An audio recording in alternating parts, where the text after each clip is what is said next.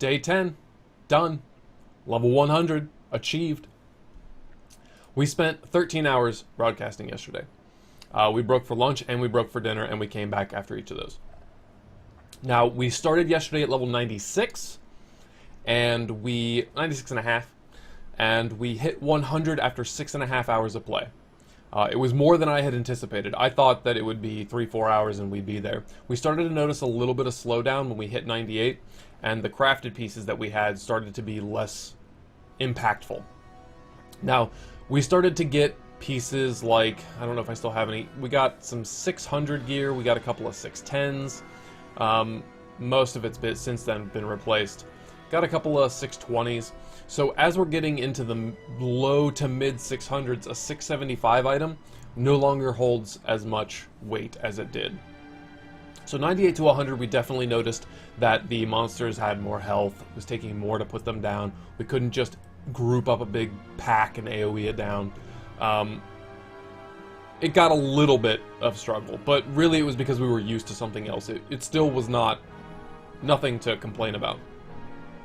So, I'm glad I got these. I wouldn't have wanted to level the whole process under that constant struggle. So I think a perfect investment. Now, the boots that we bought 640 ring and 640 boots. The boots got replaced in Tanan. We'll talk about what we accomplished out there yesterday. But unfortunately, we knew this was going to happen. We didn't have the gold to invest in upgrading the boots and the ring right off the bat. We'll still keep them because end game and, fully maxed out, they're higher eye level than just max baleful. So eventually those items will be better. We just have to get some gold to upgrade them. So we spent 6.5 hours leveling, and we spent about 6 hours at max level. Maybe closer to 6.5. The time at max level was spent doing Tanan, which we had to do a little work to get into. When we hit level 100, obviously we needed a level 3 garrison in order to get into Tanan, but we were kind of in a weird position. We had 1,000 garrison resources, and we had 5,900 gold. So we were in a position where we didn't really have enough gold because we needed 5,000 gold and 2,000 garrison resources. So my first thought was, let's go buy an ogre cache. That'll get us to the 2,000 that we need. So I went and priced those out, but those were 1,700. So that puts us well below the 5,000 that we need. So now we just needed gold. So what we decided to do was go to Cataclysm and do some heroic raiding. We killed Magma. We killed Omnitron Defense.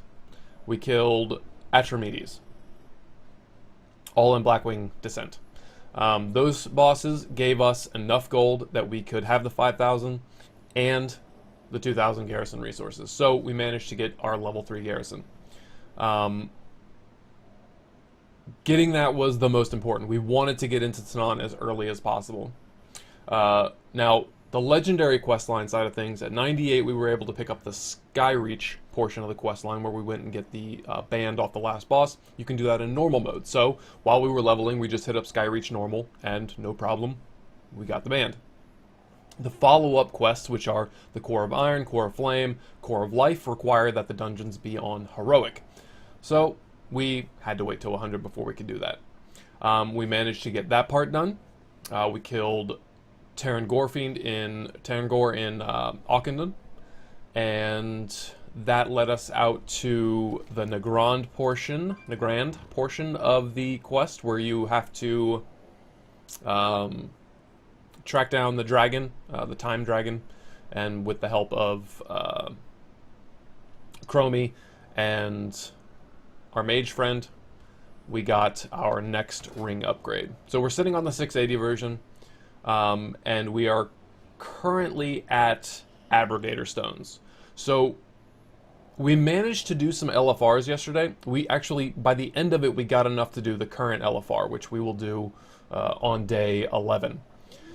But early on, all we had access to was Highmaul. But I knew that we were going to get into this questline, and I didn't want to do the end boss or the middle until we had the quest to get the legendary items off of them, the book and the other thing. I can't remember what it is. So that comes in tandem with the Abrogator Stones. And I didn't want to go and loot them and not get Abrogator Stones. I didn't want to waste my first reset without having that portion of the quest line. But we were kind of pressured into queuing into it because we noticed that there was a DPS call to arms. So kind of late nights, usually you can find call to arms for DPS on some of these. I doubt we're going to find any right now, being the middle of the day on a Sunday. But usually late night, these earlier ones, sometimes the HFC ones, you can find a DPS call to arms where you'll get a satchel. And so I managed to queue into 3 different branches of LFR and get a satchel. One of them was Iron Assembly? No. Black Forge. Yeah, I did the Black Forge, just because I knew I wasn't going to get anywhere close to this legendary questline portion. I wasn't going to get into this part during this reset.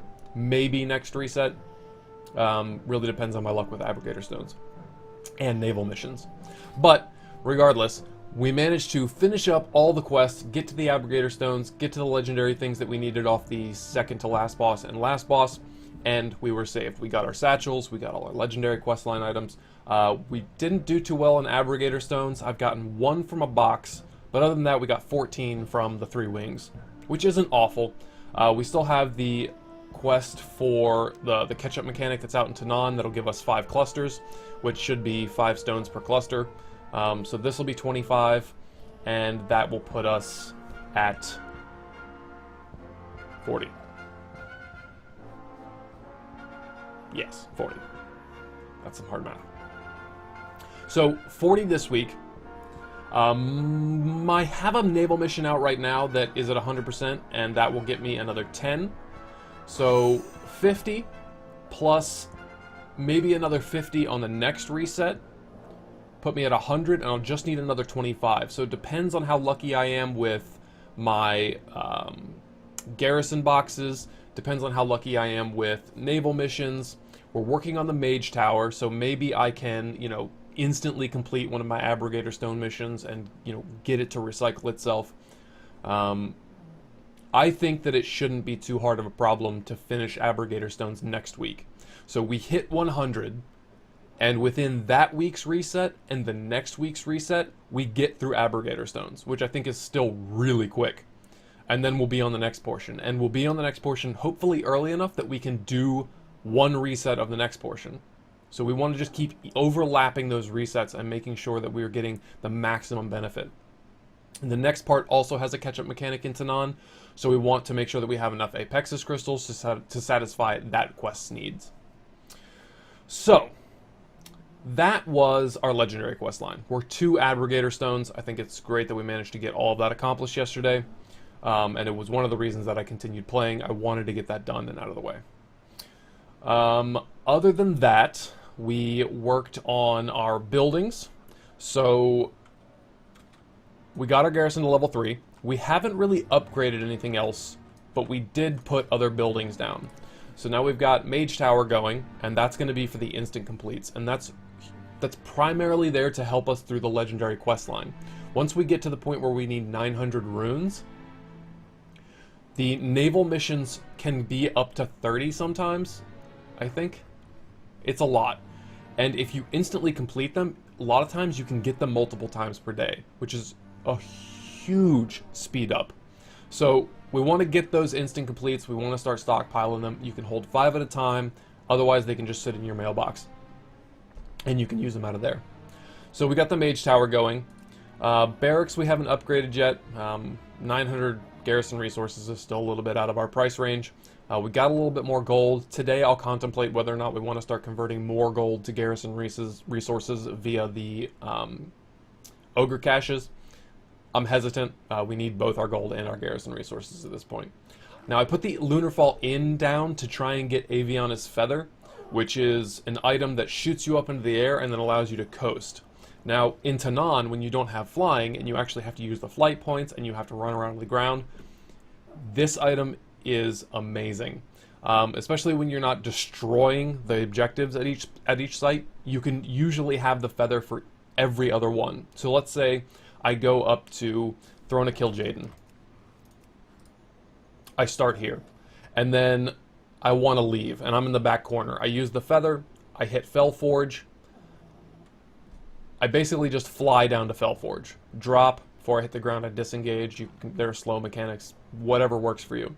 I do the Fellforge, and then the Ironhold Harbor is right next door. So then we go next door, we just walk over there, we do Ironhold Harbor, then we use the feather again to get up to Ruins of Cranach.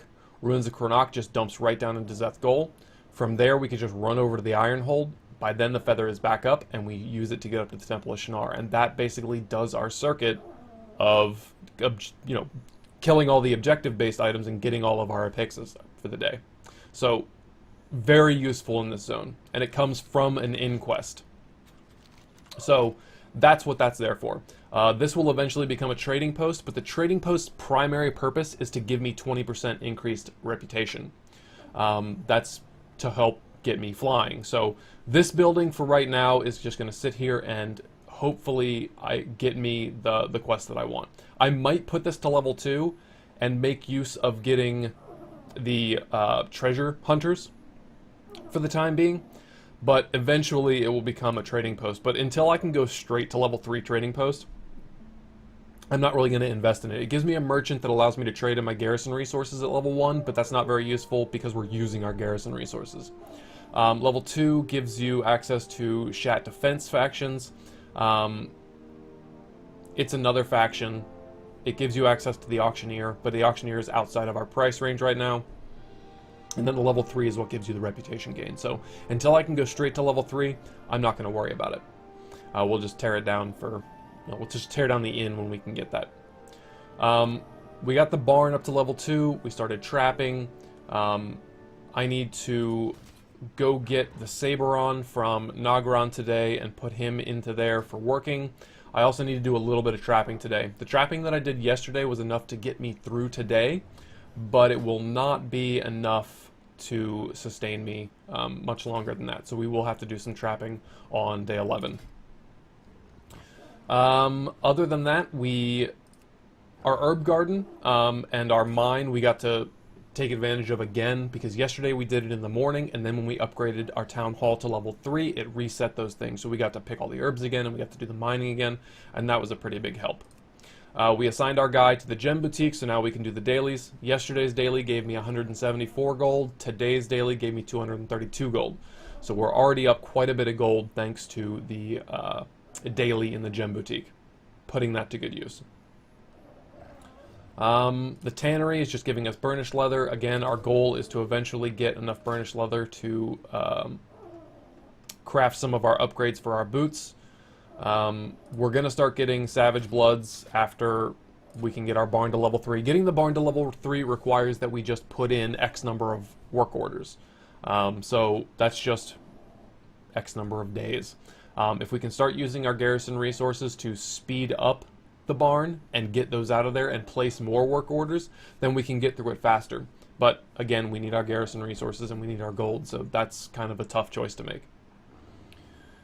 So garrison wise, I think we're on a good footing. Almost all the buildings are level 2. They're all working. They're doing what they're there for.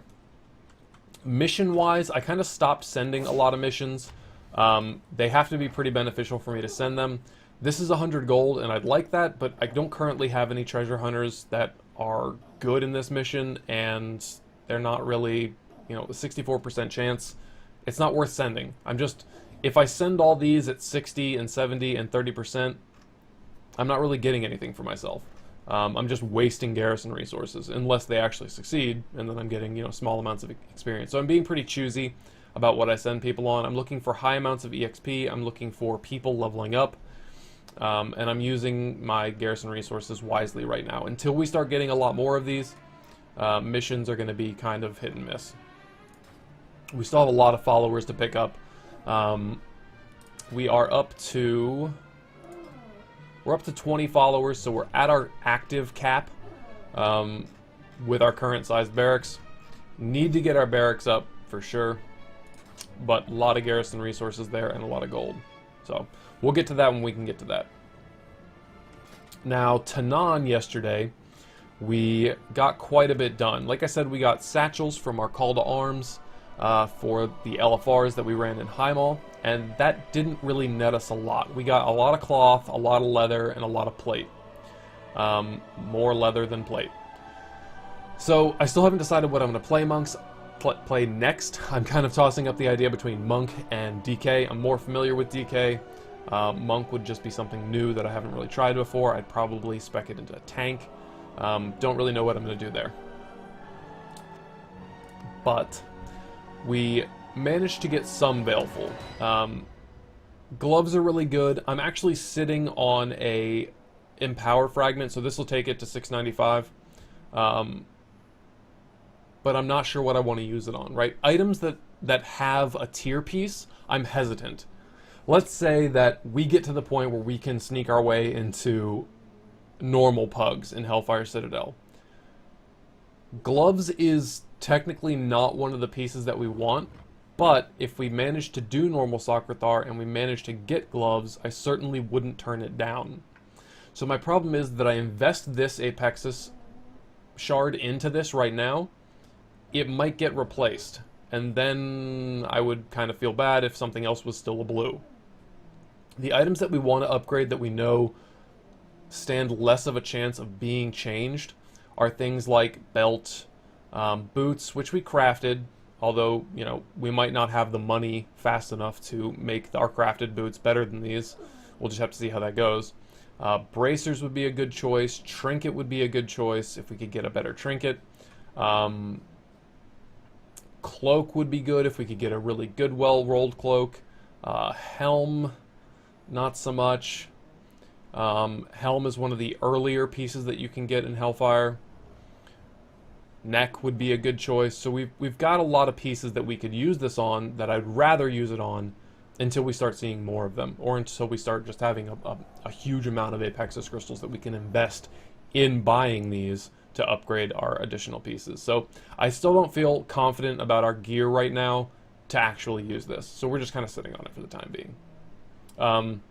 These other pieces, the leather and plate, I'm just going to throw in the bank, and then when I decide what I want to play, that's when we will, you know, throw away the excess. So Tanan yesterday, we got our, you know, we did all the starting quests. We went up here, we put all the little, you know, radio beacons out. We got our flying machine so that we can get up there when we want without having to run across. We went around and we found all the scouts. We unlocked the Finding the Killer mission with Ariok over beside Seth Goal. Probably do that today. The only thing that we didn't do out here yesterday was Throne of Kil'jaeden. We did not do this objective. We did not do the Tanan Jungle Tooth. The Saberon rep is easy to grind, so I'm not focusing my energy on trying to complete this daily. If it was one of the Order of the Awakened or the Hand of the Prophet quests where I got rep for them, then I would have, because these are so gated. We're only going to get a certain amount of experience or reputation with these guys per day, and we want to make sure that we maximize it. In terms of objectives other than Throne of Kil'jaeden, we did all of them.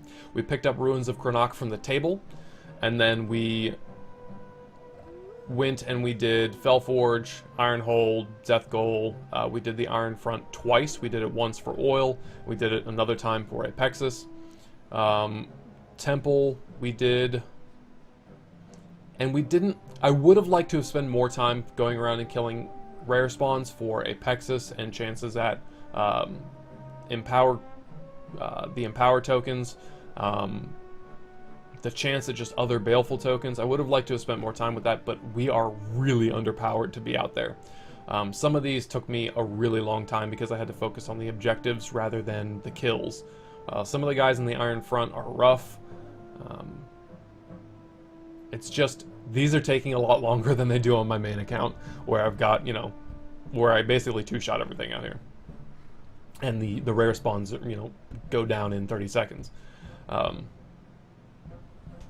It's very different.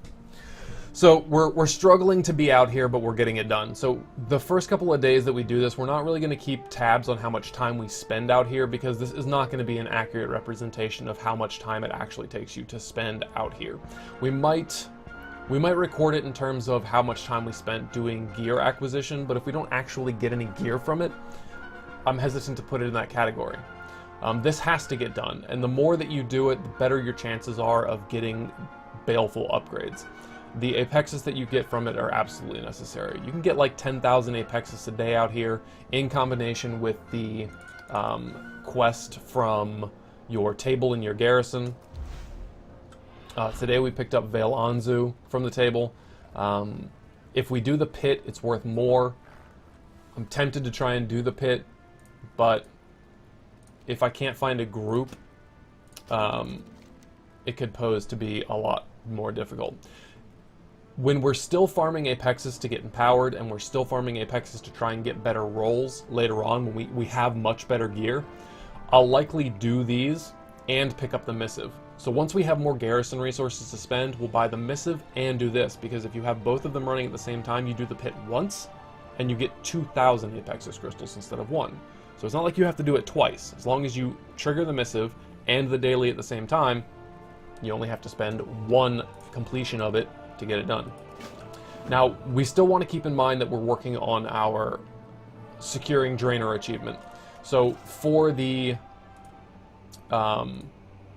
for Pathfinder, that gets us our flying, we have to do securing Draenor, and we're gonna have to do the pit. We're gonna have to do Veil Anzu. We're gonna have to do all of these places. We just want to keep in mind what we've done, where we've gone, and make sure that we are you know, make sure that we're optimizing our time spent so that we don't have to spend as many resources on buying missives. If we're good with our table, we should be able to get most of them done through the table and not have to buy the missives. Now, the missives are only 200 garrison resources, but right now, 200 garrison resources is pretty nasty. I mean, we're only sitting on like 300. Not to mention, we've got our naval missions. I'm going to go ahead and run down to the table so you can see what our fleet looks like. We got the battleship. We invested the 521 gold to buy the battleship from the NPC in Tanan. They basically give you a quest to tell you to go out there and learn it, but you have to have the 500 and something gold in order to buy it. So I didn't have it when I first went out there, but we really started to make a lot of gold doing our quests, doing our CTAs. The call to arms for the DPS, 3 of them, I got 571 gold off of 1 of them. I got 521 gold. You're always going to get more than 500 gold. So we made about 1,500 gold just off of call to arms alone. So our fleet kind of looks like this. We got pretty lucky and we procced an epic. Don't have enough garrison resources to put anything really worthwhile here. We've got 3 destroyers, 2 battleships, and a transport. You can see we've got our Abrogator Stone mission out.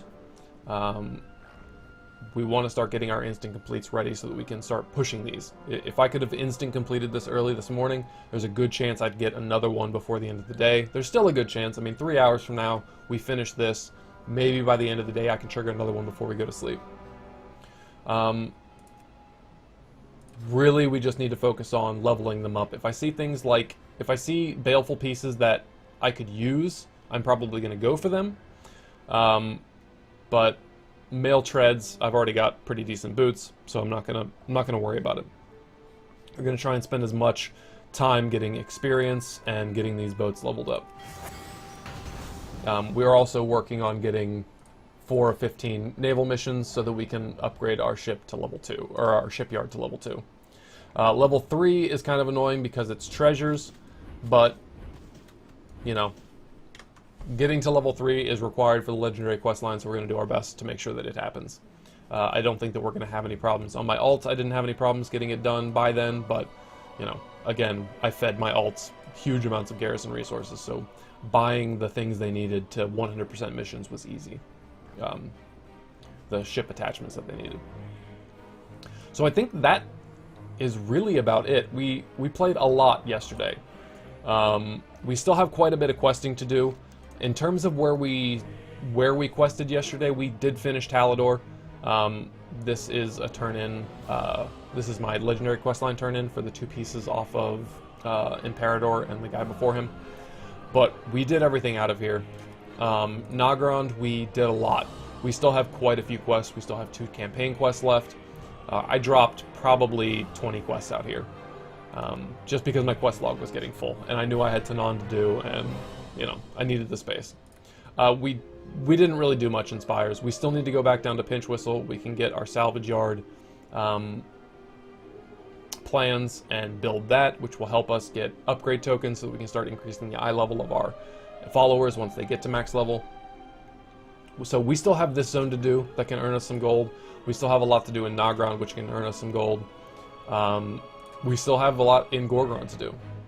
On the list for day 11, we need to farm Ogre Waystones for our Mage Tower, because we need to open up, I would really like to open up the Waygate to Tanan so that I don't have to go to, because right now the only way I can get to Tanan, it's not like it's difficult, but I'm porting from my garrison to Ashran and then taking the portal from Stormshield over to Tanan.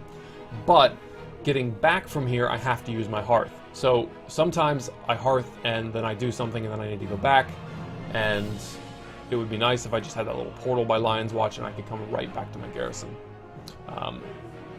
It also means that if I wanted to go from here to Stormshield, I could just bounce to my garrison, hit the portal, go to Stormshield, and then if my next stop was Tanan, I could just jump right back through the portal and beat Tanan. That portal triangle is really nice. So we need to farm some Waygate stones. We need to open those Waygates. We need to get some more garrison resources. Not sure how we're doing that. We're going to start with Tanan and LFR. I'll probably do current LFR because I could do Blackrock and the Valor would be good, but it's a huge time investment. Blackrock is crazy long, and what I might end up doing is just waiting until later in the evening or even late night and see if I can get some more DPS called arms in those wings. Other than that, we're going to focus on Hellfire Citadel. That's a huge upgrade chance for us in the items in there in LFR. And we'll finish out Tanan, get the Apexus. Once we've done everything that is like on our mandatory list for today, then we'll start thinking about what else we want to do. It's likely going to be more questing. We'll probably go out into those zones we haven't quite finished yet. Gorgrond.